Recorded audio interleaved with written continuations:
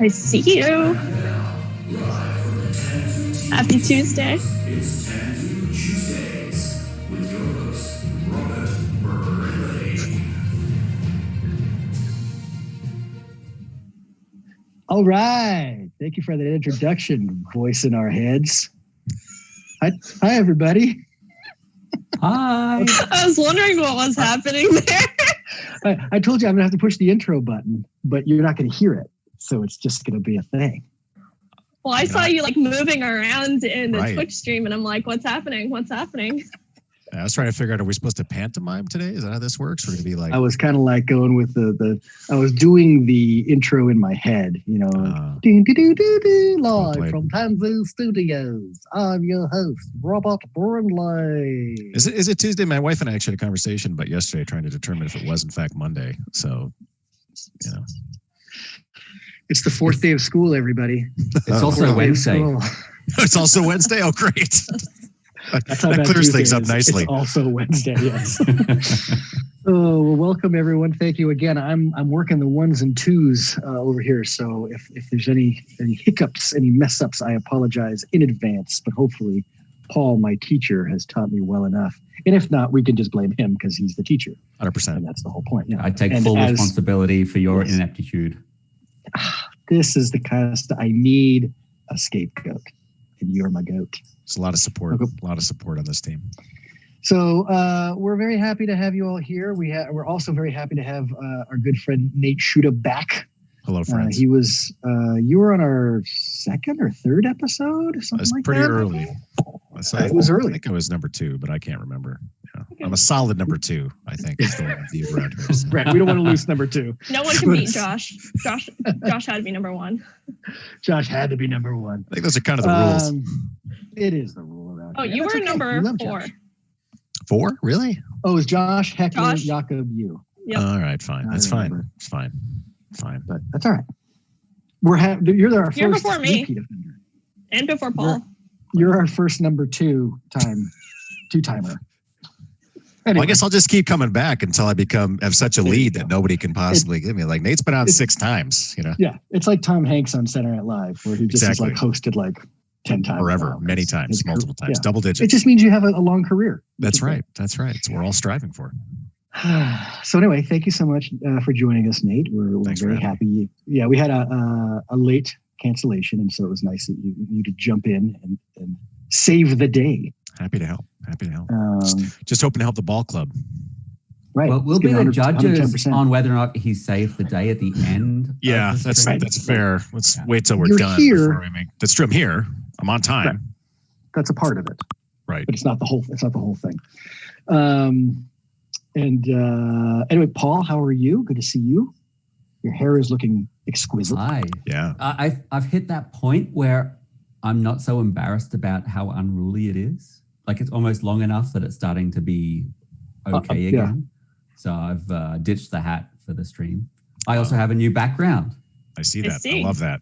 Yeah. I felt pretty jealous that I didn't have a cool cityscape background. So I went to the old Unsplash and typed in Austin and this came up. We really should have some bats flying behind you, though, if we're going to use that particular image. It is dusk, and bats happen at dusk. Yeah. That is true. So I'd get rid of it. I'd get rid of it. It's no good. Burn it to the ground.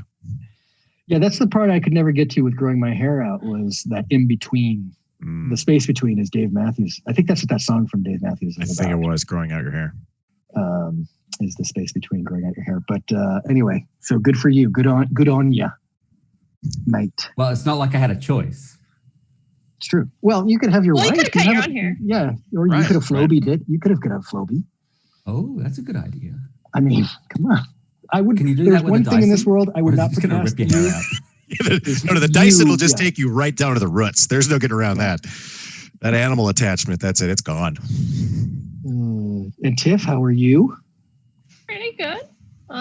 Survived the 95-degree weather with AC in a single little plug-in AC that you stick at the window in a single room on Sunday.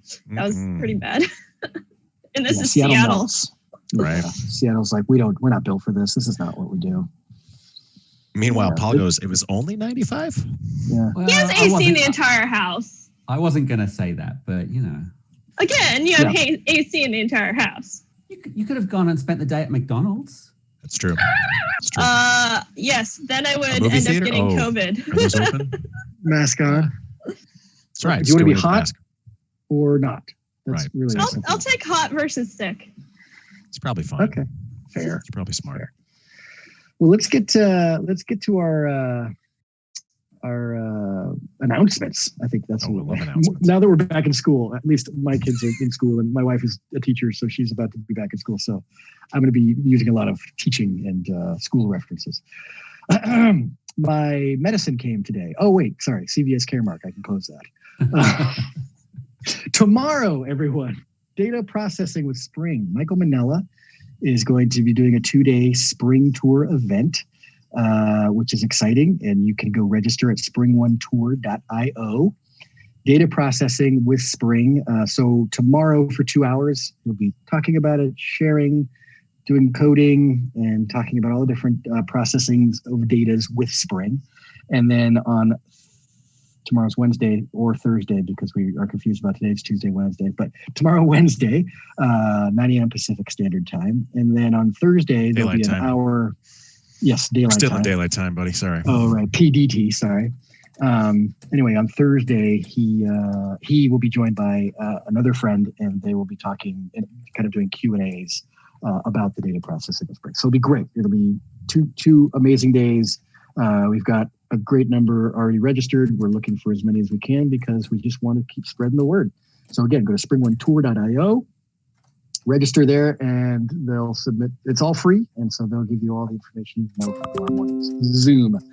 And then another exciting news, Spring One, the big convention we're having at September 2nd and 3rd, the agenda is out. So you can go to springone.io.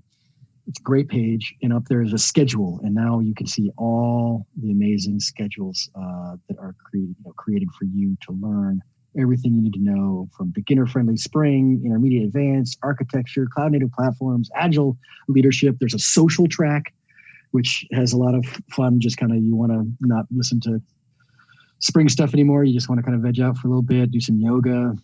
We got a speechless show, which is happening, which is improvised. So excited about that. It's great. It's really great.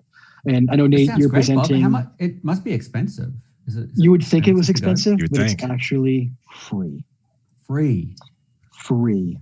That means Wow. $0 and 0 cents. It's great. It's really great. I'm excited. And so, yeah, Nate, you've got a track that Yes, you're I do. presenting. Paul? Yeah, I think I'm emceeing. You're emceeing too, right, Paul? Wow, I'm emceeing. Yeah, I'm I emceeing. think we're beginner all friendly. emceeing. I guess we all are. Yeah, I think everybody gets a track. You get a track, and you get a track. Everyone gets a track. Boy, if this Zoom call gets hit by a bus, the conference is in a lot of trouble. Right, A lot of trouble. right. So let's just hope. That's our Zoom number. And then, so springone.io, September 2nd through 3rd, go register, check out all the incredible, the schedule, as well as we have workshops, learn Spring, learn a whole bunch of other things. We also have some social justice workshops. So it's great. It's a really great website, chock full of information. Go to springone.io.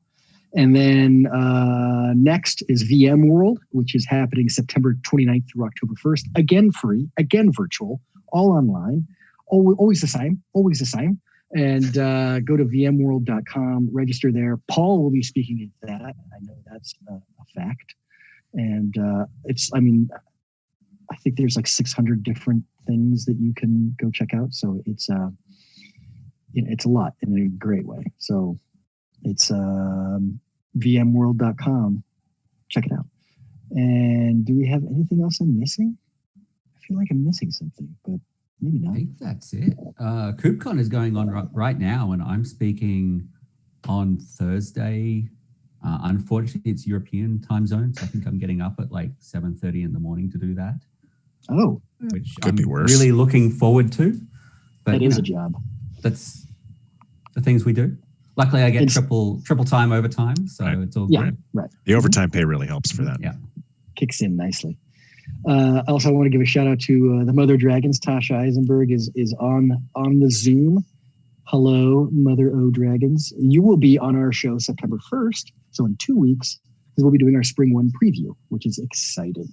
And we're going to have you, since you're one of the main people that puts this thing together, and you've pretty much got your fingers in all the pies. I don't know if there's another way of saying it. I don't know. I think that's pretty close. And Her fingerprints are all over the event. Let's just put it that way. That's much. Thank you. Nate. I needed that. Paul, where were you on that one? Huh? Scapegoat? Where were you on that one when I need you? My bad. Anyway. I got your back, Bob. I got you, buddy. Don't worry. So Virtual hug. Tasha will be on the show. We'll be kind of previewing the 2-day event, all the things we're looking forward to. It's going to be great. So make sure you tune in every Tuesday, always. Sweet Killer 9, I hope that you are awake. And if you're not, I understand you got that new job. So, the Bulgarian time zone is a real thing. When it comes, right? Or no, Romania. Sorry, I apologize.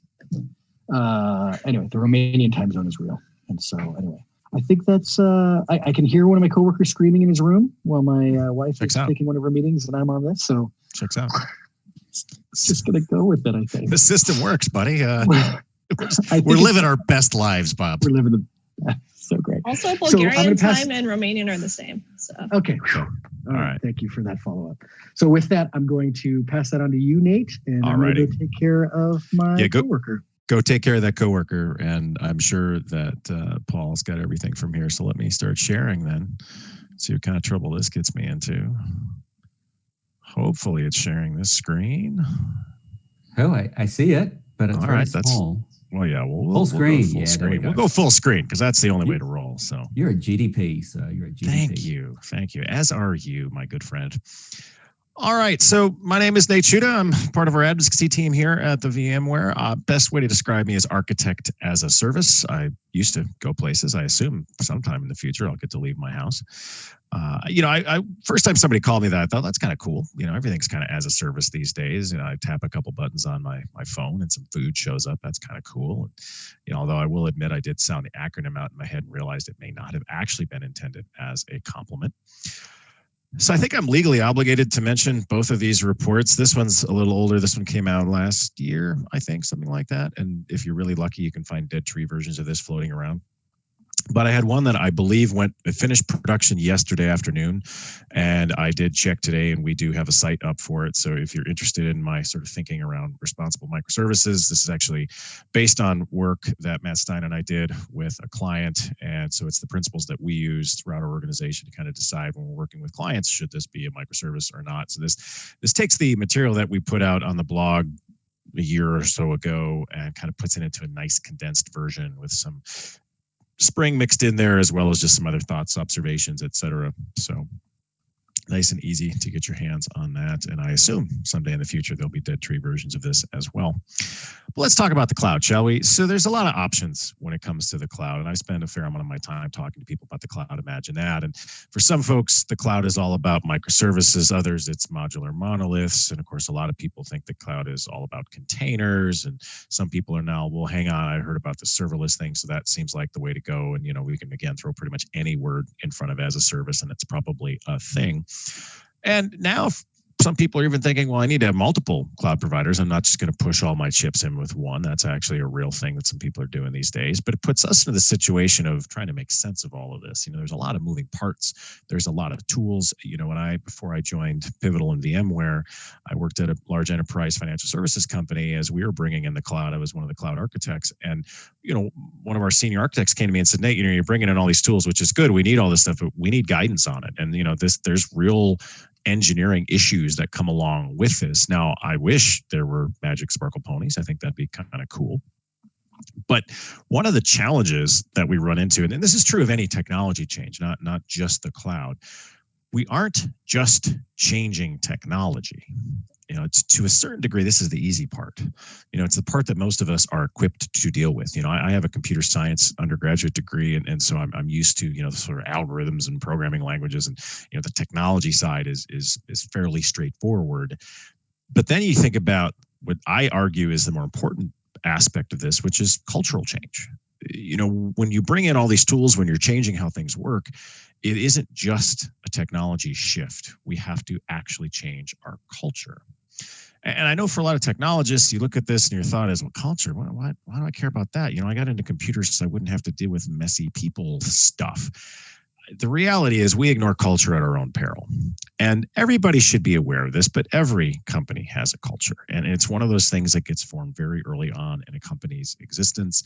And it's important for us to always take a step back and ask ourselves, so what is our culture like? And is it a good fit for me at this point in my career or not? I had a conversation with my former manager at one point. This is back before I joined Pivotal. And we were having this chat. I was a little kind of upset because we weren't changing things as quickly as I wanted to. And it's like, why aren't we moving faster? And my VP, who is a great guy, I really love working for him, said, "Oh, hang on a second, Nate. Let me ask you a question. What color were the walls when I interviewed here 5 years ago?" I said, "I have no idea, Jeff." He said, "The exact same as they are now." I'm like, great. What does it have to do with the fact that, we're not making stuff happen here? I want things to move. Let's go. And he said, "Nate, if they don't change the paint once in a while, just to change the paint, I got a company that just doesn't love change. We'll get to the right answer. We just might not get there as quickly as you'd like." And so that's when you have to kind of take a step back and ask yourself, all right, am I okay with that? Am I comfortable with that? Do I want to be at a place that moves more rapidly than that? Of course, there's pluses and minuses to that for sure.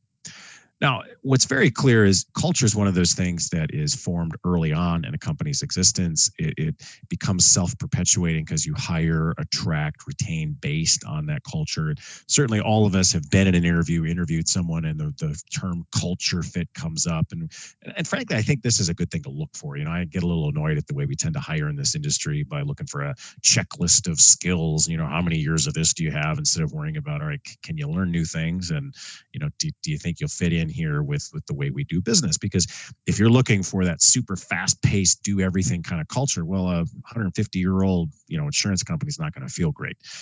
If you want more stability, work-life balance, well, maybe that 8-person startup's not a good fit. There's nothing wrong with either one. You just have to make sure that it works for you. The reality is culture informs everything we do, and sometimes it's small ways, sometimes it's in large ways. And so one of the examples that I call upon from my own experience is this battle over jeans that happened at my previous employer. So for most of my time there, jeans were just something, you never wore jeans. There were like 5 or 6 days a year it was permissible. It was all based on some kind of fundraiser for charity. And if you didn't have the magic sticker on your pants somewhere, then, theoretically a manager could call you out and, basically send you home to change or whatever.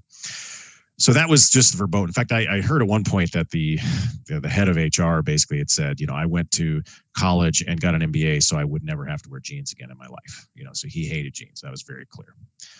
Well, a couple of years go by, I'd left the company, and a friend of mine has a retirement party. I go back to see him, and the first thing I notice when I walk in is about half the people in there wearing jeans. And so I'm like, "John, what the heck happened here? Jeans were like not going to happen." He said, "Oh, yeah, well, the day after that guy retired, the head of HR, former head of HR, the CEO sent out an email saying dress for the day. So jeans are okay." It's like, oh, okay. So it all was just basically one individual. And I've seen a lot of instances where cultures where good ideas go to die. A good friend of mine did a lot of work with a large big box retailer, I guess would be the politest way to put it. And it was really cool stuff. I mean, every time he talked to me about it, I'm like, that's amazing. And it was one of those things that the grassroots level developers were really excited about it because it was a really elegant approach and gave them a lot of power and flexibility. It was really cool. The senior management loved it because they could quantify the, literal impact it was having on sales. I mean, it was just fantastic. But there's kind of that middle management mafia, as they referred to it, where it's like, nah, I'm not cool with this because it's not helping my accountability. So I'm not going to help you with this, and I'm going to actively try to kill it. And it's just interesting how that works. But culture is where good ideas go to die. And it's really, really hard to change. This is something that we don't often appreciate when we're bringing in a new technology, is that will be in some way, shape, or form modifying that culture. And what you have to realize is in most organizations, the people who've risen to those levels of power, who have the ability to pull the levers, well, a lot of times they've gotten there because they've gamed that culture. And so I come along and introduce something that might change that. Well, that's potentially a threat to their position, and they're going to push back. Again, that's where that middle management mafia comes from. Now, I'm very much of the opinion that about the most dangerous thing you can say in any organization these days is that's how we've always done it. And I totally understand how we get into this mindset. It's like, well, yeah, that's what we're used to doing. That's our habit. That's what's comfortable. That doesn't mean it's the right way to do things now. I was at a client a couple of years ago, and I was brought in to help sort of diagnose a performance problem. And so, of course, in order for me to figure that out, we had to start with explain the system to me. And so we spent most of the day walking through their architecture and what had basically happened with this organization. Is when they started, they could do everything overnight because they started with just a couple of boxes of widgets, so to speak. You process each widget serially, and everything completes in a few minutes. Well, fast forward, and all of a sudden they've gotten successful, and they have lots and lots of boxes of widgets to process. So now you can't process all the widgets overnight anymore, and that's a problem. And so I asked what I thought was a fairly straightforward question. I said, well, hang on, does the processing of widget A have any impact on widget B? They said, no, we do some aggregation-y stuff at the end, but no, there's no connection there. I said, so could you process them in parallel? Could you basically have a pool of workers, grab the next one off the queue, grab the next one off the queue, process it, maybe write something out to another queue to aggregate later? And it was like, kind of mind blown. Now, I don't think I was any smarter than anybody else in that room. I mean, I'd like to think I am, but I'm probably not. But I didn't have the baggage of that's how we've always done it. I was able to say, well, could we do it this way? Is there another option? And it's one of the things I really like about my job is I have this ability, I have this freedom to ask some of these that might be considered impertinent questions inside an organization. Now, I love this quote, Upton Sinclair, it's difficult to get a man to understand something when his salary depends on his not understanding it. We see this a lot in organizations. Again, this idea of changing something, whoa, no, I don't like that because, that's going to impact my salary in some way, shape, or form. And I love this quote about, a lot of people think about Machiavelli in certain ways, it's its own adjective, I guess, these days. The thing I really appreciate about this is the folks who've done well in the old approach obviously are going to push back. But a lot of times, you're bringing in something new. You expect, everybody else is going to be on board with this. Yeah, no, a lot of people are just going to sit back and wait until the results, and then they'll go ahead and step in and say, I was always in favor of that. I was always a supporter of that. And I get that. We want to, if this isn't going to work out, I don't want to get in on the ground floor. I want to wait until, that's over before I give my endorsement, so to speak. I'm a big fan of Ben Thompson, and this is, I think, one of my all-time favorites of him. This is The Curse of Culture, and he talks about this in terms of Microsoft. And I give their management a huge amount of kudos for the shift that they've made from the Windows to the cloud. It's fantastic. And what Ben points out here is, culture is one of a company's most powerful assets right until it isn't.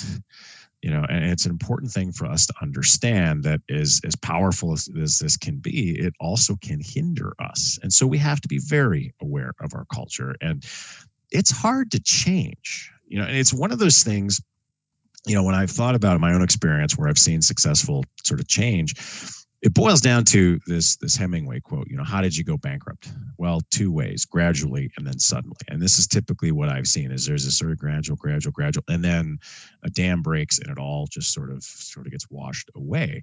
And I do want to stress this can be done. I've done it myself. I've been a part of it, I should say. And the challenge for so many of us is it doesn't happen overnight. I can't just snap my fingers, wave a magic wand, there's no Leviosa, and then bam, you've got a new culture. And it isn't about just buying a tool. I mean, I wish it was easier. I wish you could just buy the right technology and then all these problems go away, but it's not. And this tweet is something I always like to remind myself of that, Jira is not going to be your culture change. You're not going to Jira your way to that. And I think it's important to understand that it has to be bigger than that. I think back to organization I was with that made this Agile journey, from everybody's doing waterfall to everybody's doing Agile. And so as we started down this path, one of the first things that we needed, of course, were project rooms. And so we go to our facilities people and their first answer is, what's a project room? And so we explain it to them and their answer was, well, no, we don't understand. Our job is to make a bunch of little really efficiently placed felt line boxes. I'm like, yeah, but that's not what we want. We don't want the felt line box. We want a room where we can all go and kind of hang out and do our thing and talk to one another and, facilitate communication, yada, yada. And they just didn't understand this. That's how we've always done it. Well, we just kept pestering them. And then eventually, finally, after, I think largely just to shut us up, they gave us the worst conference room imaginable. And I think I spent about a year in this room, and I can attest to the fact that it was not my favorite place to be in the whole building. There actually was a worse room that I had to live in for about 3 months. So, beggars and choosers and all that. It was an interior room. There were no windows. The one positive is if a tornado had ripped through downtown St. Paul, we would have been fine. There's no chance we would have been damaged based on where we were. But, you had no idea if it was raining or snowing or the sun was out or cloudy. We were so far away from the windows, you could kind of squint and maybe see it. You couldn't even check your phone because we had no cell coverage in that room. If you needed to take a call or something, you had to step out into the hallway in order to do it. It was very strange. But it was a start, and it gave us a place to show, hey, this works. And we've had successful projects use this room. This is now the model of what we're asking for. And so it gave us a place to then jump off from to say, this is what we'd really like in the future. This is what we'd like the next project room to look like, and grew from there. So then we got another room. And the part that was really fascinating to me was to see how it went from, we don't do that, to, oh, well, now that you've freed me from the constraints of felt line boxes, there's all sorts of cool ideas. Do you want us to take these 2 rooms and like rip the wall down? Or, we could put a glass wall in there and you guys could draw on it. Or we could get that whiteboard paint the whole thing, and you guys could just draw on the walls. And it was just really amazing to see what our facilities people could start doing once they were freed from these constraints of that's how we've always done it as well. Now, just before I left, we were in the middle of renovating all the IT floors, and they're all project rooms, all project rooms all the time, small, medium, large, everything in between. And it wasn't even a question anymore. I mean, barring this whole pandemic thing that we're all living through. But the lesson that I took from that whole experience was it didn't happen overnight. This was not something where on a Monday we had a conversation and by Thursday everything was the way we wanted it. It was years to get that to truly happen. And obviously this is a lot easier if it's your organization and you can just dictate, this is what I want it to be and you shall all do it.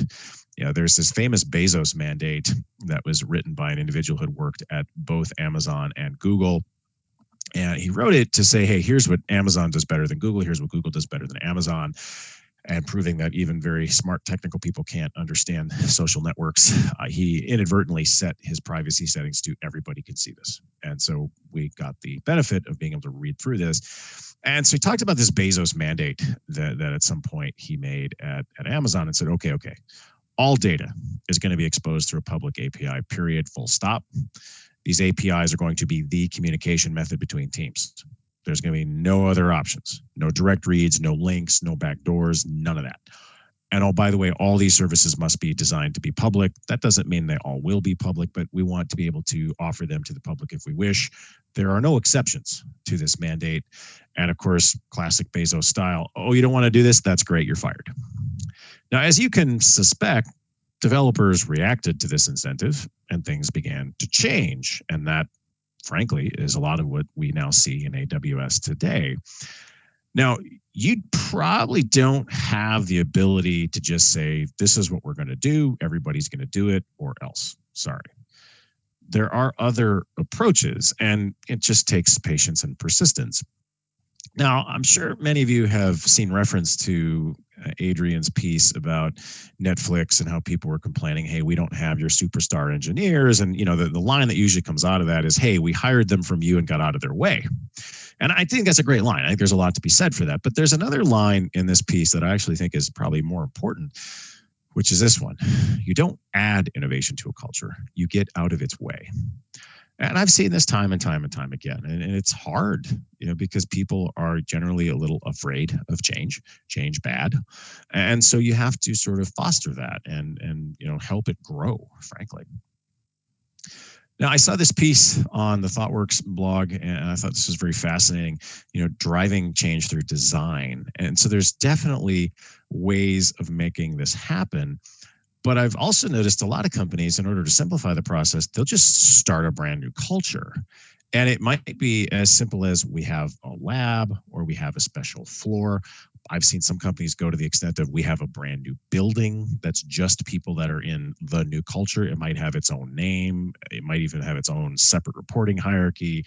It could be an entirely separate company. I've seen it go that far where, yep, this is it's wholly owned by the mother company, the parent company, but it's its own thing with its own CEO, CFO, et cetera. You do you.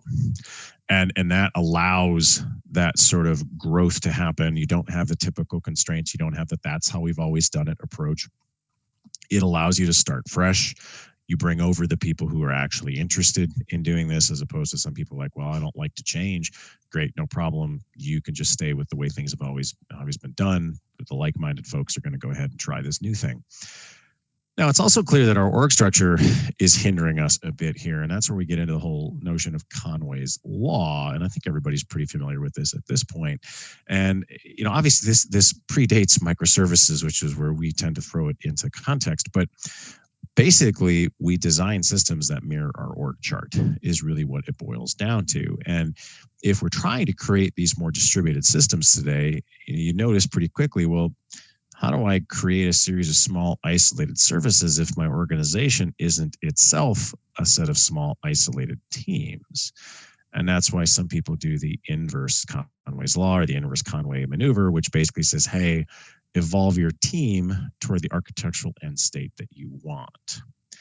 Now, having seen this in a lot of organizations, there are some interesting side effects of that. Because now you end up with a bunch of little siloed teams potentially, but my microservices have to work together in order to get stuff done. So how do I make sure the teams can still work together effectively? What do I do with the reality that our incentives might not even align? How the heck do I fix that? What if I build a service that's really popular and lots of other teams start using it? Well, now I need to spend more for my infrastructure. Do I charge back for that? Do I have to rate limit? Do I need to have a token so I know who's using this service and charge you accordingly? If you're 40% of my calls, you pay 40% of my infrastructure. What do I do when I need to make a change that might somehow conflict with one of the teams that consumes this service? Do I have to have 2 or 3 services in parallel and deal with the maintenance on that? Can I charge you more for that if you want to have your own special service?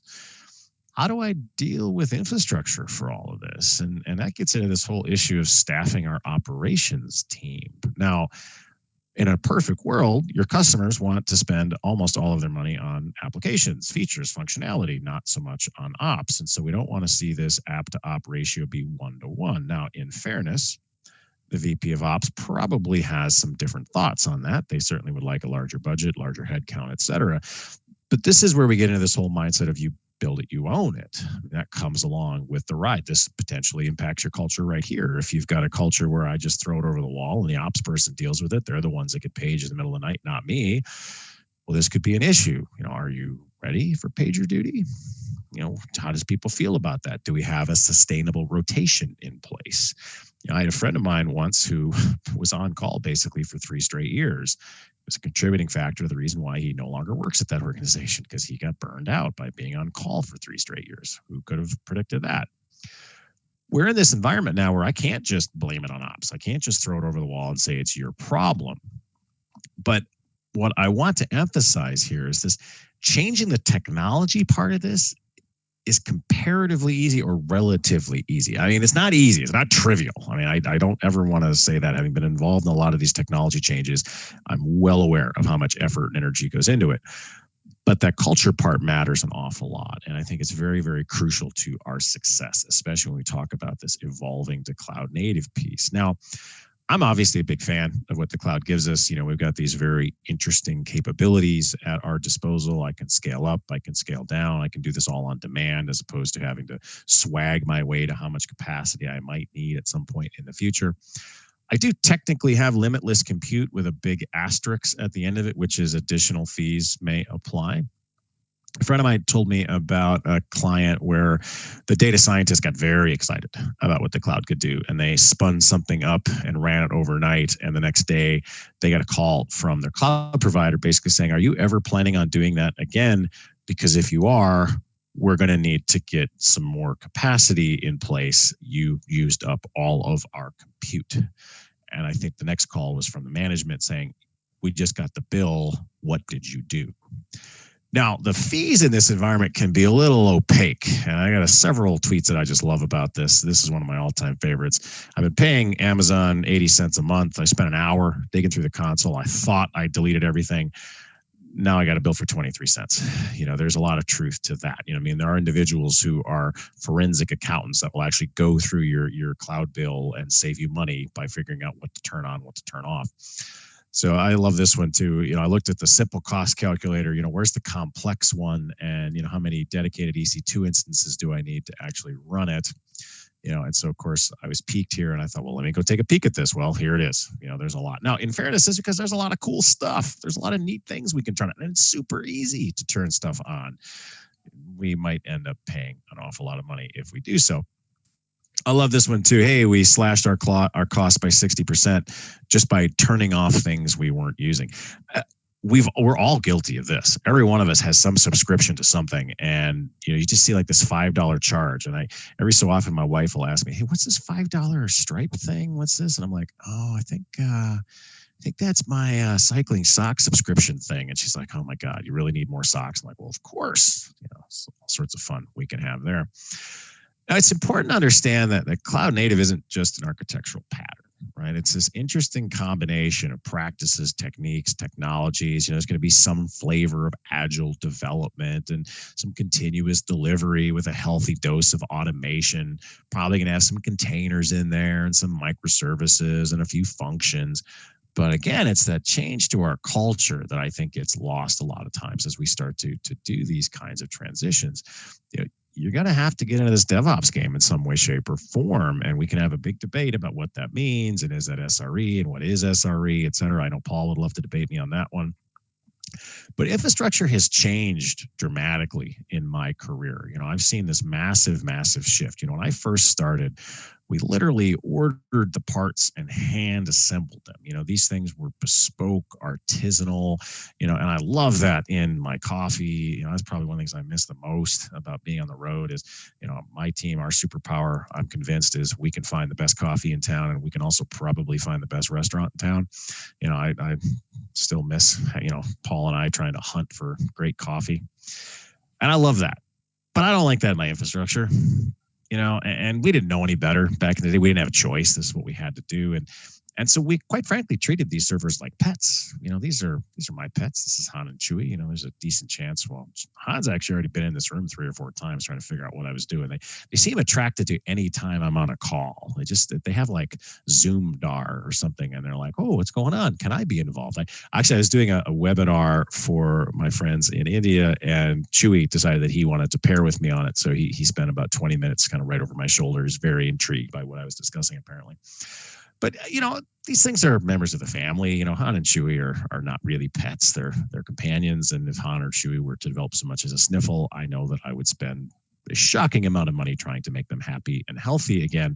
And of course, that's how we treat our infrastructure. We'd do whatever it took to keep them happy and healthy. And a huge part of that was just the reality that, these were really constrained resources and they were really, really expensive. And so our accounting folks came to us and said, "All right, that's fine. We'll get you this big, powerful box, but you got to get our money's worth out of that." And so luckily for us, somebody invented the app server, and great. We can now put as many apps as possible on this one chunk of hardware, which made the accountants happy because look, we got this ROI, which is good. But there were some unintended side effects. Now I've got shared resources. And so your bug can take my application down. I had this happen on a random Monday morning, came into work. One of my apps was down. I started digging into it and I realized that, 9 out of 10 apps on that same box are down. The only one that's up is the one that had a MIME type change that went in over the weekend. And for whatever reason, that took the rest of us offline. I don't know why we didn't catch it earlier. I don't even know why it had an impact, but it did. And I've seen that throughout my career. Probably the biggest pain was, you want something new and shiny. Well, I'm sorry, you can't have nice things because we have to wait until everybody else is ready to take that change. My most frustrating example of this, I was working on this application. It was really kind of fascinating. It was the first time we had an employee-facing app that people could use on a mobile device from outside our firewall. So you could be at home, use this app on your phone, on your tablet, and you could get some useful information about how your app was doing. Basically, it was a dashboard into the health of our apps. It was really cool. Well, one of the things that I wanted as the architect on that project is I wanted to use our new single sign-on procedure. And so I talked to our security people, and they're like, yep, that's fine. Just go talk to Miko, and he'll get you in the first wave, so your servers are all upgraded to that right away. I'm like, cool. So I went and talked to my buddy Miko, and he said, no problem, Nate, we'll put you in the first wave. And so I went back to him a little while. I said, okay, good. We're there. Everything's happy. Everything's looking good. So when do we get the SSO thing? He said, oh, I'm sorry. The infrastructure guys aren't going to change any of the images until we've updated every single server in the company. I said, great. When's that going to happen? He said, oh, probably about a year or so. So my application had to limp along with this tactical security approach for a year when I was expecting that to last for a month or two. It was great, super fun. And having been involved in a lot of currency projects, where we have to move from this version to, this version, my least favorite example of this was trying to get off Windows XP. But it's this 18-month process of nobody gets what they want. It's frustrating. There's lots of tests. There's a lot of things that, oh my God, that just doesn't work. And why not? I don't know. And, customers don't like it because we're not giving them features and functionality. We're constantly telling them, sorry, you just have to live with this. And then weird random stuff happens like, oh, look, the font changed. Why? Well, we're not sure. This is why ultimately I think a lot of organizations said, I don't want to deal with currency. That's just not something I'm excited about. I'm going to kick the can down the street, let somebody else deal with that. Which makes me think about Yoda. Fear is the path to the dark side. Fear leads to anger. Anger leads to hate. Hate leads to suffering. I had no idea there was such a thing as Yoda Ops. Clearly there is. Now, of course, during this era of software, we were moving code from one instance of an app server running on one chunk of hardware to another instance of an app server running on a completely different chunk of hardware, which meant we inevitably ran into, well, it worked in dev, but not in test. And then you start beating your head against the wall going, why? I don't understand. It's supposed to be the same. They're supposed to be identical. Now, of course, I do find it ironic during this time of my development life, we were typically building our applications on a Windows machine and then deploying them to a Linux variant, which I thought was very odd. And then we were surprised when things didn't quite work out. The most egregious example I ran into in my career, we had an app worked in one region, didn't work in the next region, and we spent about 2 weeks trying to figure out what the differences were. And finally, the infrastructure guys get back to us and they said, oh, okay, well, the patches were applied in a different order. And this is really where you start to kind of, rip your hair out of your head and go, can I change careers? What life choices led me to this place? And, clearly other professions don't have to deal with this kind of crap, right? Of course, you realize every profession has something that's not fun, but things have started to change. So we've reached a point now where servers are a commodity to a large degree. It isn't this proprietary custom stuff anymore. It's off-the-shelf chips and off-the-shelf software. Which leads me to another one of my all-time favorite tweets. Dad, what are clouds made of? Well, Linux servers mostly. I don't think any of us can argue with that. I was thinking about this at one point. Most of us are walking around with some kind of Linux supercomputer in our pockets and don't really think anything of it. And, if you would have told me, certainly when I was in college, that, oh, man, everybody's going to have a Linux computer, at some point, I'd laugh. Yeah, I know every year is the year of Linux on the desktop. But think about your phone. They're almost all run some variant of Linux. That's fairly interesting to me. Now, of course, as we shifted out of this proprietary world, prices came down, and we realized that actually servers aren't the constraining factor here. It's the people side of the equation. And so as things like Heroku and AWS and App Engine and Cloud Foundry and Azure started becoming the norm, we all realized, wait a minute, actually a shared server is a liability. What I really want to do here is treat them like a cow. And if that cow gets sick, we're going to get a new one. So if you've ever been to a large scale cattle operation, you've noticed that they don't give the cows pithy names. They give the cows numbers. And, while I'm sure we all care about number 15, if number 15 gets ill, we're not going to spend a ton of money helping number 15. We might just get a new instance of 15. And so we've got this new set of abstractions. And so things like containers and platforms sort of change the game here. And we're actually now in a situation where, the smart way is just we'll package the app up with everything it needs, and then we'll move that from one environment to another. In fact, you're probably not moving anything. You're really just changing a routing table. And so the beauty of this is you've removed variables from the equation. So if it works in dev, awesome. That's what you're running in test. And that sets us up for a lot more winning. Of course, the big benefit here is, you need some spiffy new library. go ahead, add it. You want to upgrade to the latest version of Java or C# or whatever it happens to be, that's fantastic. You're not impacting anybody else. You're isolated. Now, I will admit, I had a conversation with a prod support person about this, and he wasn't real happy. And he said, yes, but what do you mean? He said, think of all the duplication. Think of all those libraries that would be duplicated. That's going to cost us some money. And so I sort of proverbially reached for my wallet and said, well, here's a couple singles that will probably cover the cost difference here, especially when you factor in the cost of our time. Now, what this allows us to do is move the value line. It gets us out of the business of this undifferentiated heavy lifting, which leads me to one of my all-time favorite slides. This is our former boss, Andrew Clay Schaefer. Good job configuring servers this year, said no CEO ever. It's important work, but it's not the kind of thing that people give you raises and bonuses for. Now, of course, this does, again, fundamentally change our development. It fundamentally changes our culture because we can embrace this always be changing mindset. We don't have to pour concrete all over everything and say, oh, don't change anything because we might break something. We can actually run experiments. We can do A/B testing. Say, all right, will this give us more sales, more conversions, more signups, whatever it is we care about? We can be much more responsive to our business partners. We can turn changes around in days, not months. When I first got into IT, I think the most common estimate was like 18 months. Everything took 18 months. And I know our customers didn't love that answer, but they're like, oh, what are you going to do? Well, we got choices today. We actually can turn things around. We have to, I would argue, be much more responsive to our business partners. So at Spring One, I believe this was the first one I attended as an employee. This was out in San Francisco, if I recall correctly. And I saw this gentleman from Scotiabank get up and deliver this keynote, and he talked about how they made the shift from, the traditional kind of quarterly releases to thousands a month. And so I was really taken aback by this. Scotiabank's been around a long time. Banking is seen as sort of a conservative, rightly industry. And so I was really taken aback. I'm like, this is amazing. And I thought that if Scotiabank can make this change, anybody can make this change. And so I was talking to a couple of my friends in the hallway, people I used to work with. They're like, oh, Nate, you used to work with us.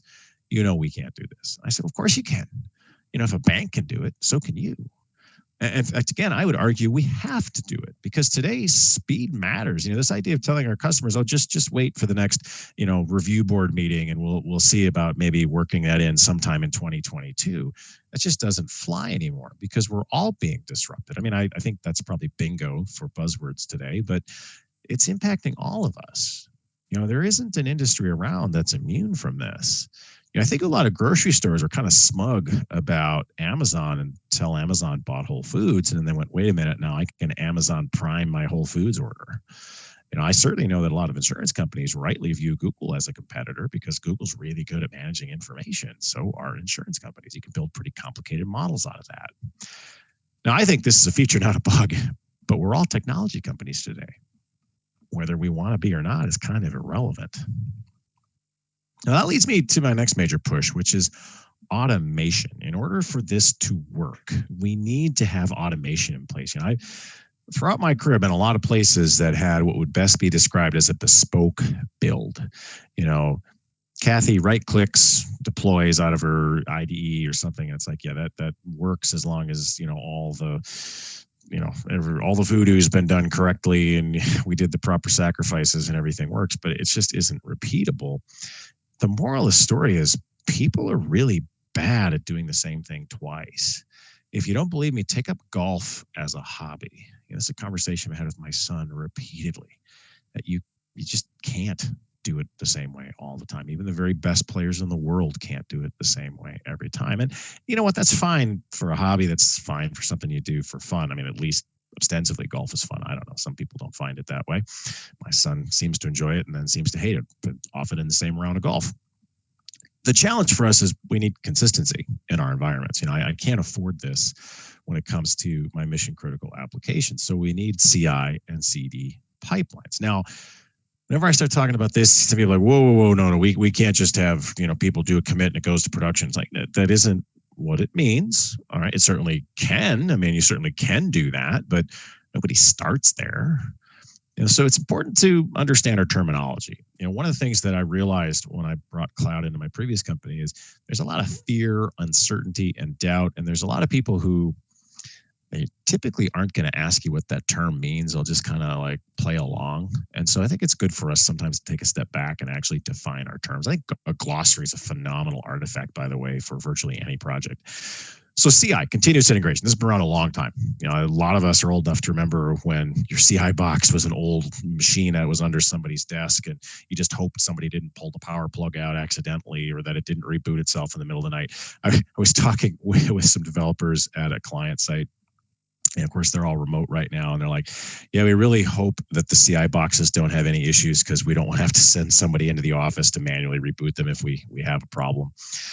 But this just means merge early, merge often. We don't want to have merge conflicts.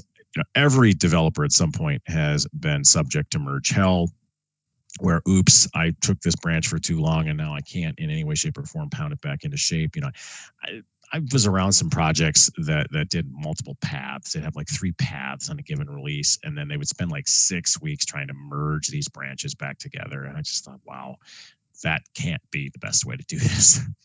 But what we're trying to say here is, as a developer, I commit early, commit often. It triggers a set of automated tests. There's some code quality scans, et cetera. And we just want to make sure that if I made a change, I didn't break something in the application. Now, I can take that a step further, and I can do some continuous delivery, which says, all right, let's take that build to the next step, and let's ask ourselves, how do we release those changes to our customers? So how do we add that automation through into the deployment and the release management side of the equation? Now, I want to stress that you're the one who decides how often you want to release. Well, maybe not you personally. It might be your team or your customers are definitely going to have some input here. But our goal is to be in a releasable state basically all the time. And, you know, arguably, this is the less risky way to do it. You want to work in small batches because that ultimately lowers our risk profile.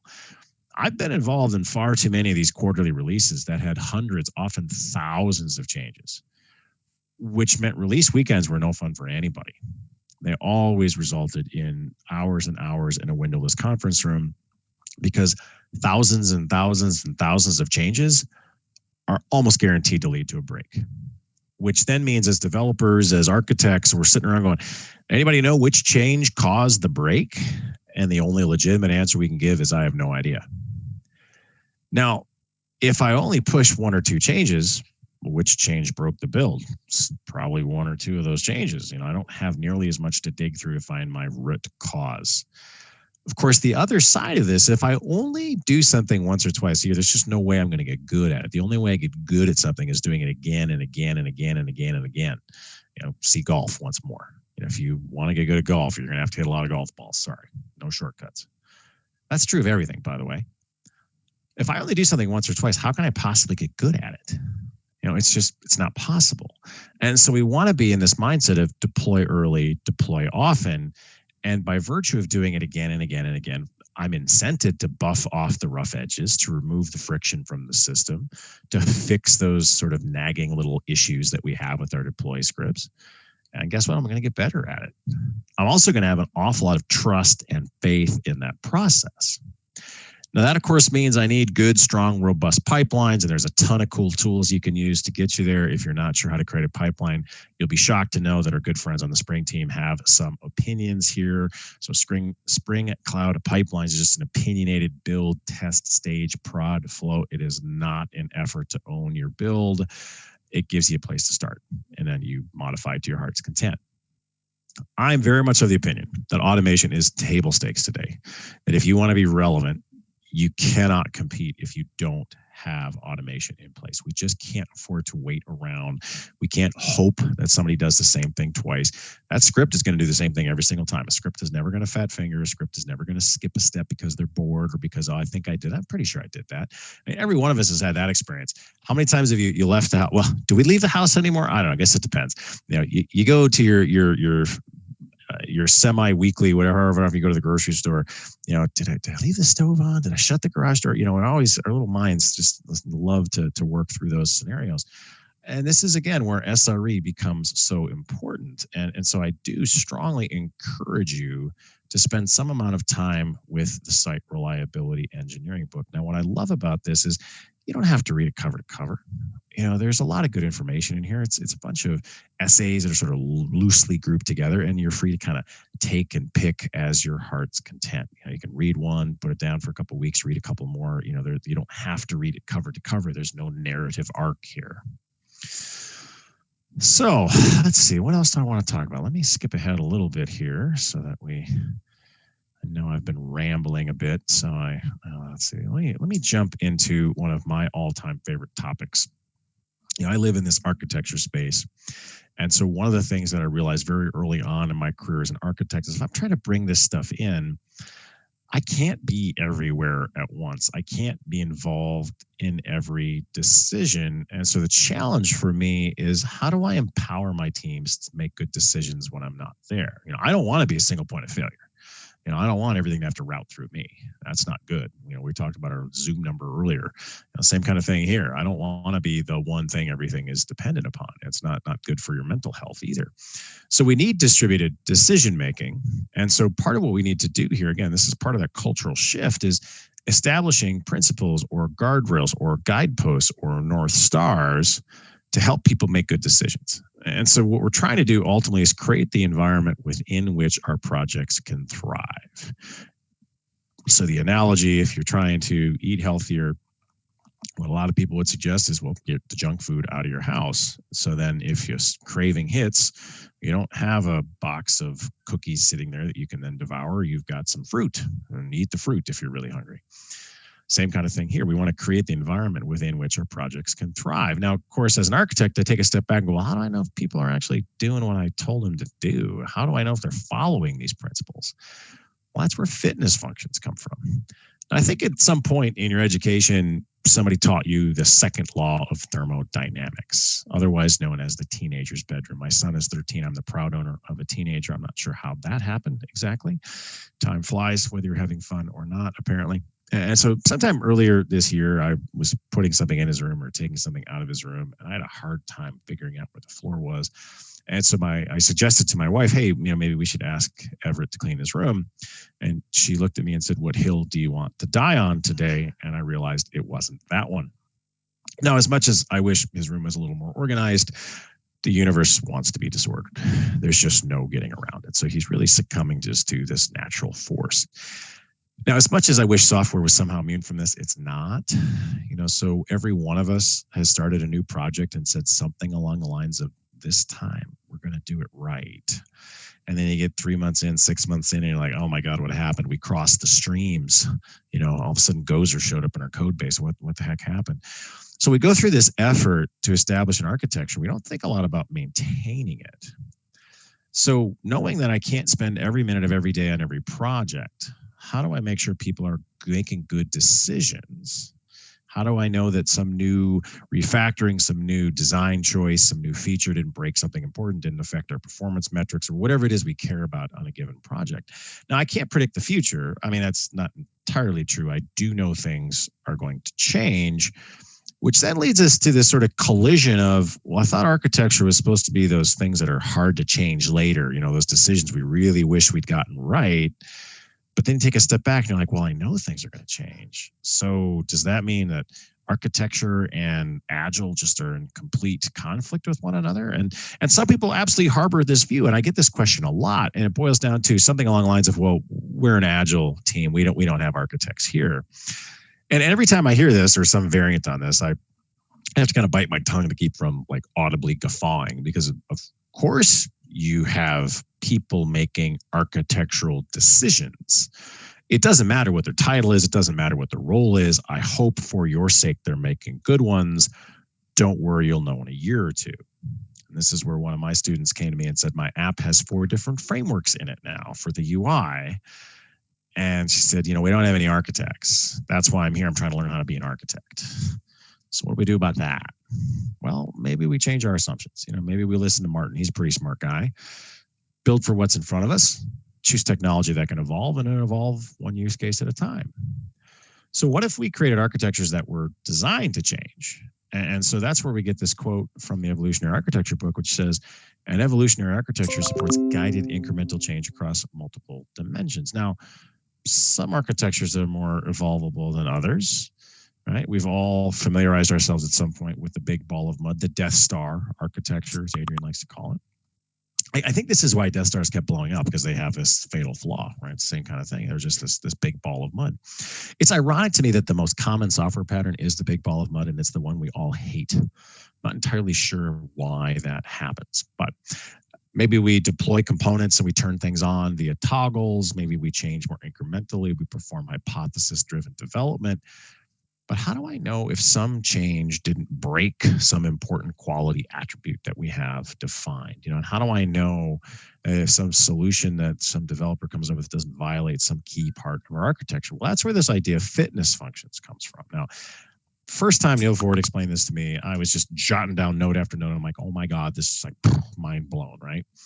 The concept comes from evolutionary computing. It's something that Rebecca Parsons has been talking about for a long time, and thank God they wrote it down and have given it to the world here, because it boils down to, all right, let's evolve this algorithm and ask ourselves, was that mutation good or bad? Are we closer to or further from our goal?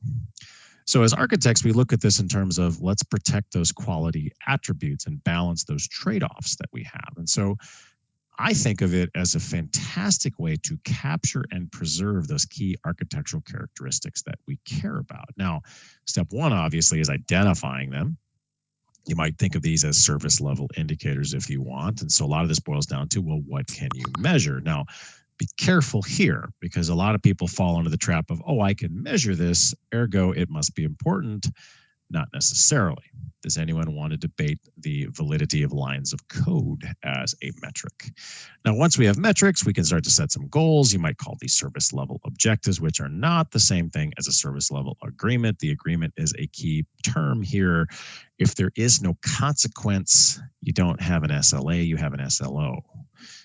SLA implies a contract, some kind of financial penalty if you don't actually meet whatever you've given as the service level. Now I can actually create a fitness function, which is, in a nutshell, a set of tests that I execute to validate our architecture, to say, okay, you made this change, you did this refactoring, you added this feature. Is it closer to or further from our objectives? Now, obviously, we want as much of this to be automated, but some things still have to be manual. It's just the nature of the beast. So let me give you a few examples. We might decide that we really care about performance. We maybe even have certain contractual things we have to meet. So all service calls must respond within 100 milliseconds or less. We might decide we want our code base to be easy to maintain, easy to get your head wrapped around. So let's have psychomatic complexity to not exceed a small single-digit number. Probably don't want to have any cyclic dependencies. You might care about directionality of imports. And maybe you've got a young team and they haven't quite sort of figured out that it's okay for a util package to be included in like persistence or web. But if somebody turns around and tries to include web and util, well, let's break the build on that. As we make this sort of evolving set of services, might be important to make sure we don't break some customer. And so that's where this consumer-driven contract concept comes from. And it's one of my all-time favorite projects, Spring Cloud Contract. You can actually unit test your architecture. I haven't had an opportunity to use this in Anger yet, but I just love the fact that there is a concept called Arc Unit, and there's a .NET version as well. There's a lot of interesting tools that are starting to come out in this space as well. We might look at our performance, we might look at average and maximum response time. You might look at average response time across number of users, number of requests. How many timeouts am I getting? How many application faults am I getting? I do this with my grad students, and I had one a couple of years ago who said, hey, I want to actually know when I'm tipping over to the next pricing tier, because maybe I would switch over to another provider, or maybe I would switch to a different type of storage or whatever it happens to be. Probably want to have a situation where, hey, if a hard failure of an application happens, guess what? We spin up a new instance. Now, obviously, we want to alert when things start to go out of band. And as much as we might be able to think of most of these things a priori, we're probably going to have to introduce a little bit of chaos into the equation and just see how our applications react.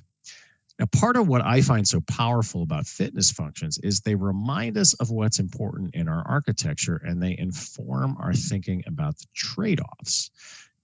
Different projects have different needs. One of my grad students last spring was actually working on an application for himself. He has a cabin, and at his cabin, he has some solar panels. And so he actually built an application that runs on a Raspberry Pi. So he's got limited processing power. And that application helps him measure, like, are his solar panels working? How much are his batteries charged? Is something using a lot of power at his cabin? Did he forget to unplug something? It's really fascinating stuff. But he was obviously constrained by the compute. He didn't have limitless compute. And so a lot of his thinking involved in how to structure that application, how to architect that application, boiled down to these trade-offs. And it's important for us to remember that. I worked on one system for a number of years. My total user population probably capped out at about 200, 250 people. I was never going to be in a situation where I had thousands and thousands and thousands of concurrent users. So that freed me up to not worry about certain things, but I had to focus on other characteristics. And so it's important for us to know that going in as we think about our architecture, think about the trade-offs, that you're not building for something that's not important for your system. Now, there's different categories of fitness functions. There's atomic versus holistic. So some of the things we care about can be tested in isolation. Others cannot. Obviously, a holistic fitness function, you need some combinations. Now, of course, we don't get to test every possible combination, so we need to be selective and think about the value here and what's our ultimate concern as an architect. Triggered versus continual, we have to think about when these are actually going to be executed. So a lot of these are triggered by something passing. Code has been checked in, dev has said it's complete, QA has signed off, and that kicks to the next level. Continual tests are just all the time. And some people refer to this as monitored-driven development. Static versus dynamic. Well, static tests, as you can probably guess, have a fixed result, either passes or fails. It's pretty much anything based on a metric.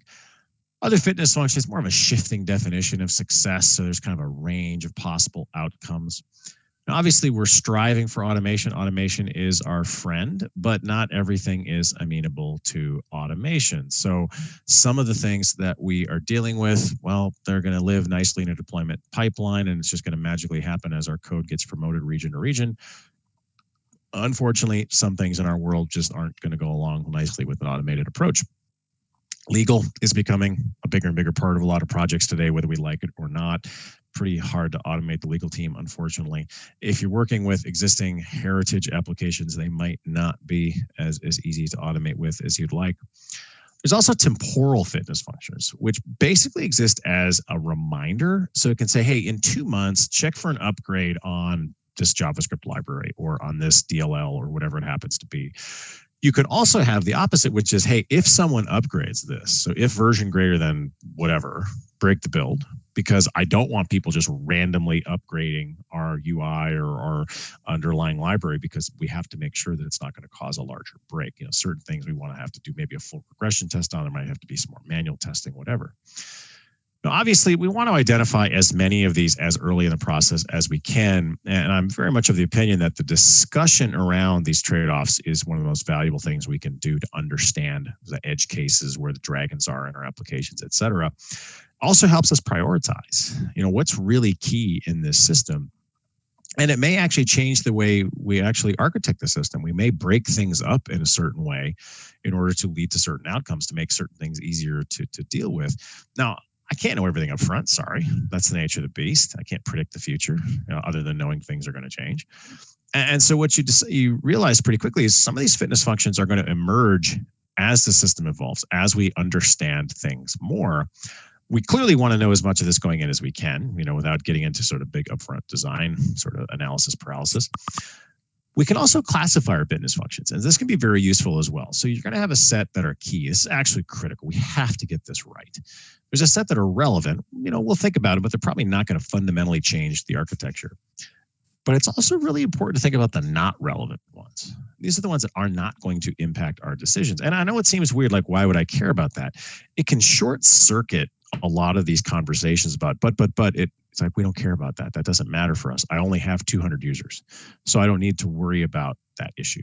My bigger issue is the fact that they're spread around the world, and so I need the system to be available 24/7. We want these to be visible. Now, that's a bit of a challenge these days, as we're not all in the same room anymore, so we need to think about how to do that in a more distributed way. We do need to review them on a semi-regular basis. Are they still relevant? Is there another dimension that's actually more important? Is there a better way of measuring it, a better way of testing it? Now, I would argue at least an annual review here is pretty key. Now, another one of the really important cultural shifts that I think we all need to embrace is this idea of postmortems. We all make mistakes. There's nothing wrong with making mistakes. Again, I've had this conversation with my son countless times. Making the mistake is fine. It's not learning from it that's the problem. So making the same mistake again and again and again, that's a problem. You know, now outages are going to happen. You know, there's no such thing as no outages. it's really important we learn from it and that we make sure it doesn't happen again.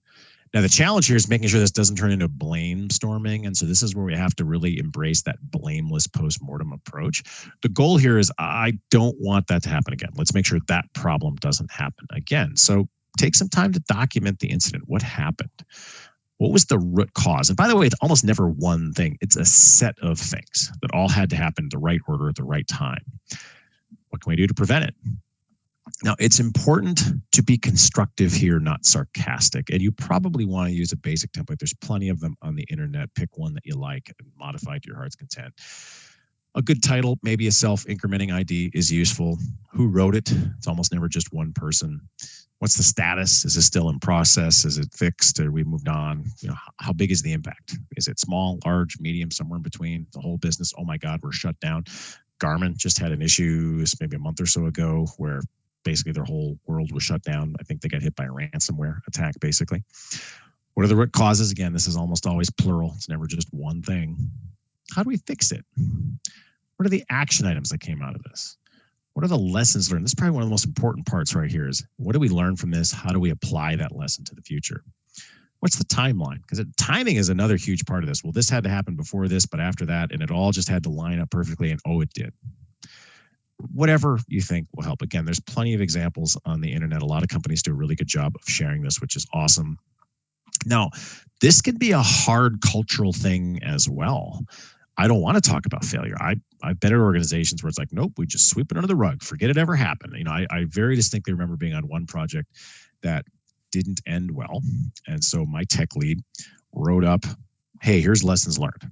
And the idea was we were going to present this to our peers, like other people in the company. This wasn't going to be at some conference somewhere. This wasn't going to be, look how company X failed.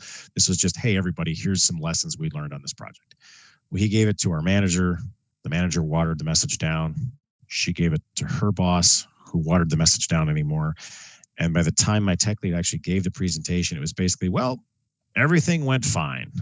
And I thought, oh my God, what a missed opportunity here to actually share real experiences and help people learn from our mistakes. It can be helpful to have sort of a postmortem of the month, kind of make everybody go through it and understand that, hey, this isn't, the mistakes are fine, just learn from them.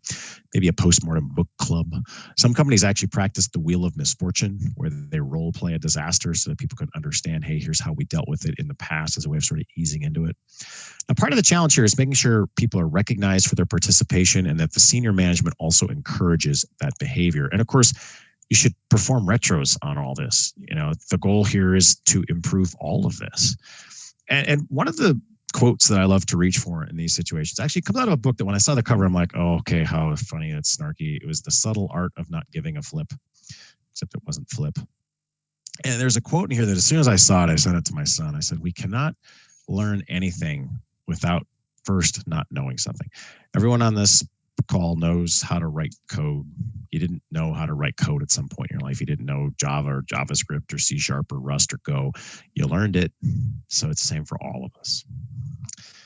So how do we move forward with all this? Because, one of the things that I've noticed in my career, having been involved in a lot of technology changes, specifically involved in this change to cloud, is it can be really overwhelming. And one of the things that I've seen firsthand is for a lot of people, it triggers a lizard brain response. And our sort of approach here is change bad. And we're like, no, I don't want to deal with change. This is too much change for me. So I'm going to push back just on principle. And so it's important for us, if we're the change agents in our organization, to go in and be empathetic and have some compassion and understand that the way we approach people with new ideas is really, really important.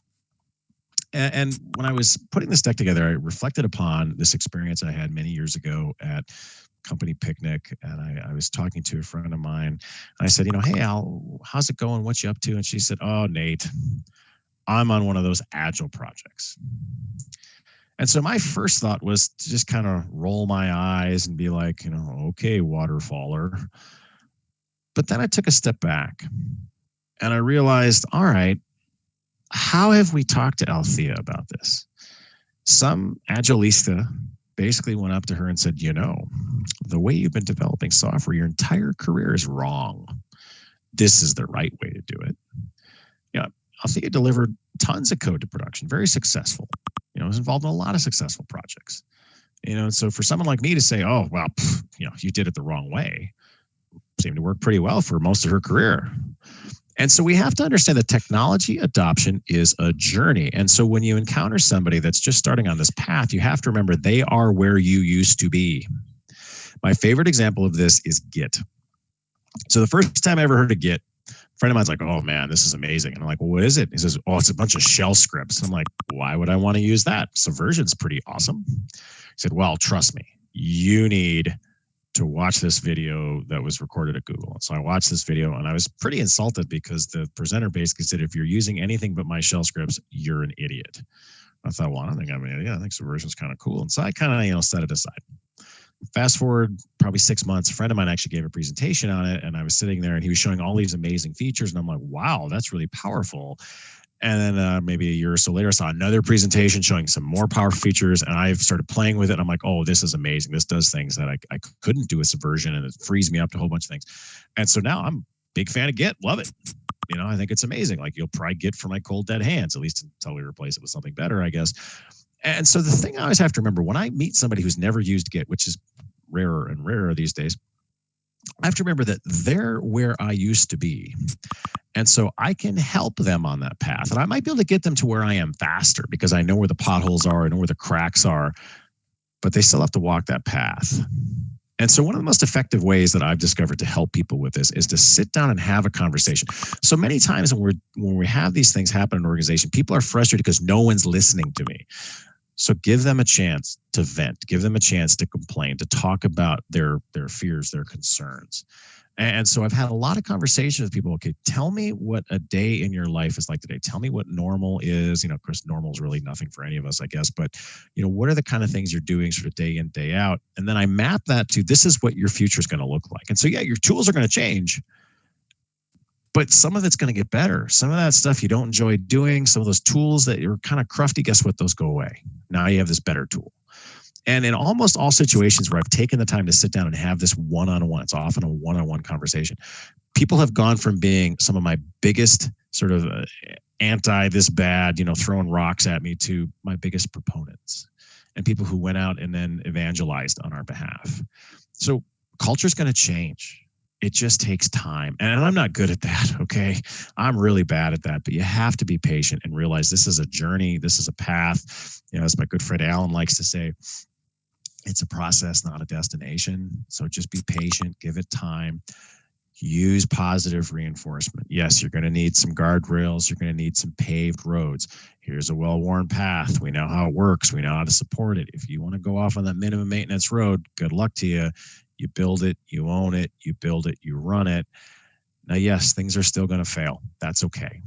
You know, we can't prevent every bad thing from happening, but we can prepare for it. And we also need to realize that your resources don't scale to infinity. There's going to be competition for hardware, staff, priorities. And every time I've gone through one of these sort of transitions, there's always a battle for headcount. You know, I've never seen a manager say, actually, you know, it'd be good if you took 2 or 3 of my engineers away. I really have too big a team as it is.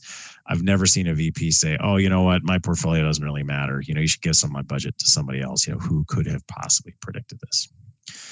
Well, thank you so much. I appreciate your time and attention. I hope this was useful to you, and I hope we see you at a future event here. Please come hang out with us at Spring One. I'm really excited for Spring One. I know how much time and effort we put into crafting that, and I every time I'm on that side of the CFP, I genuinely do feel bad about how many people we have to turn down because we do have a limited number of slots, but I'm very excited about that. I'm really excited about the social track. I think it's going to be an awesome event, and I hope we see some of you there. So I will go ahead and stop my sharing and turn it back over to my good friends here. Good job. That was great. Thank you. Thank you. Now, we had an unfortunate incident and we lost Bob. Oh, coworker issues. We did. So now it's just the 3 of us to wrap things up, but that's okay because Tiffany is a professional and she will take us to the end. Bring it home, Tiffany. I don't want to be put on the spot. Don't you love how Paul just, you know, leads you out there, throws you under the bus, you know, right? And lucky for us, Tiffany's here to land the plane. It's the least I could do. Literally. Oh, you're so. So Nate, what have you got coming up in the near future? Anything interesting? I've got an O'Reilly workshop. I want to say it's next week on sort of developer to architect. Then obviously we've got Spring One, VMworld.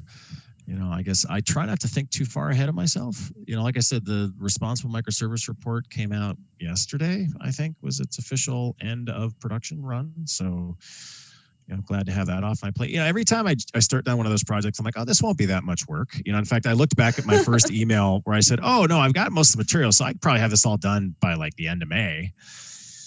Yeah, you'd think I'd learned by now, but, If there's one thing I know about you, Nate, it's that I don't expect you to learn. No, it's very true. I'm just going to keep pounding my head into that wall. That's right. And then try it again the next day, because this time I think I got it. For me, I'll eventually learn that procrastination is bad. Well, procrastination makes sure that you're focused on the most important thing, though. That's what I love about procrastination.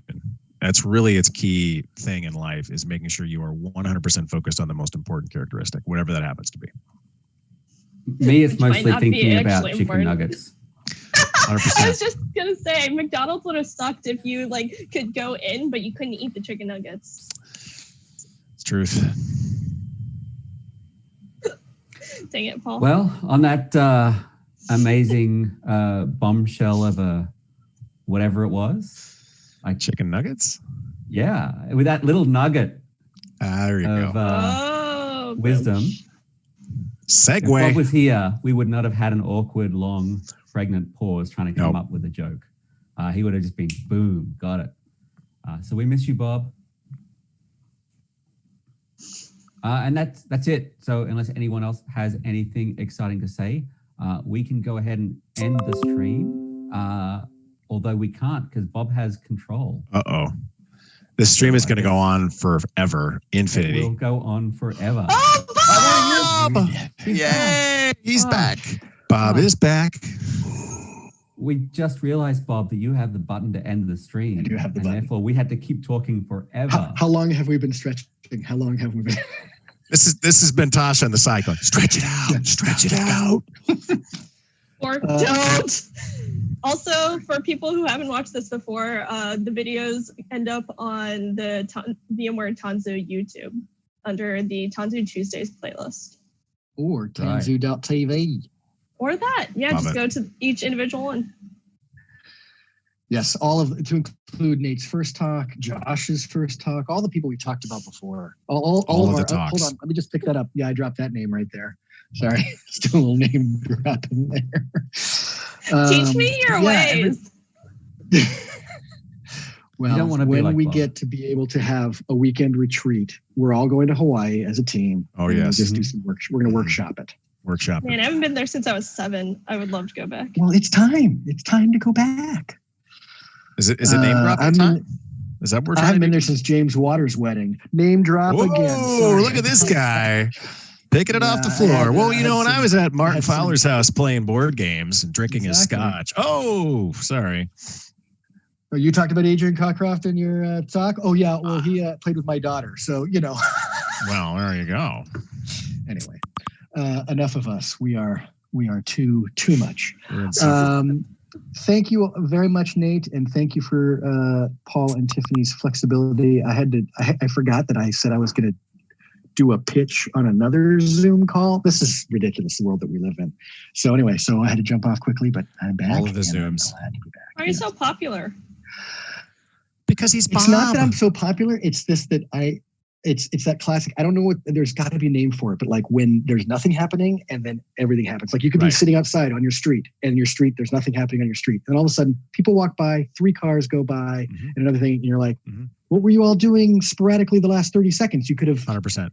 put that all out, or you have nothing going on. And then some friends like, hey, I got a birthday party. Another friend's like, I got a party. And then you have like 3 things in one night. And Yeah. anyway, so that's exactly what this is. I'm not so 100%. popular. I just had 2 things at the same time. That's it. But thank you And for some thinking real that. Bob problems right there. Hash brown. First Bob problems. I love how he's able to Anyway. multitask himself like that. Split himself into multiple processes and spin up an alternative Bob. Don't tell my wife because she thinks that I can't multitask, and I've got that going for me. Right. which is nice. Oh, she knows you can't. Don't worry. Anyway, all right. Well, Nate, thank you so much. It's always amazing to see you. I wish we were finding you good coffee so I could watch you drink it. I love watching you drink good coffee, you and Paul. We have drunk a lot of good coffee in front of you, Mister. I don't drink coffee. I just do the trade-off at the end of the night, and we all drink good whiskeys. Well, we do drink a lot of good whiskey too. I'm fine So with that. Yes, it's got to be whiskey. I have a rule. Yeah, I have a rule that when I travel to a city, I have to make sure that their brown liquor is up to snuff. And so I've got to just go and taste a little bit around everywhere. That's right. That's right. I miss you guys. I miss you guys badly. Yeah. Yes. Miss my I feel tea. like Eventually Miss my get to tea. meet We're you not all allowed in to be person. talking about the Eventually. before times in front of Tiffany because she missed out on all the before times. She got hired right before all the fun started. Am I the only one who? So you're watching like a movie or TV show that's from 10 or 15 or 20 years ago, and you're like, oh my God, I can't believe we used to do X. You know, like you see people smoking in a restaurant. You're like, oh, I can't believe people. Now I'm like, I can't believe they're in a bar like with other people. And oh my God, she just hugged that person. Does she know if he has COVID? It's really real. People left their house. What? Yeah, it's good times. Like the movie Barbershop. depressing. People could get their hairs cut. Oh, sorry. Not Paul.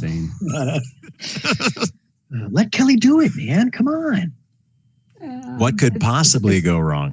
Bob, I mean- my hair is growing on me. There it is. Hey, I think this is the longest Hold my on. hair's Where's been my? Hold on. ever. There it is. You can't hear it, but I did the applause. I did the applause, and now I'm going to do the laugh. There it is. The laugh track is there. Gotta have a laugh track. I want a laugh track in my life. That'd be awesome. It's got to be an app. I guess I'll join the hair club. Mine turned pink, which I guess no one noticed. Well, it kind of goes in with the sunset of your Right. background of your city.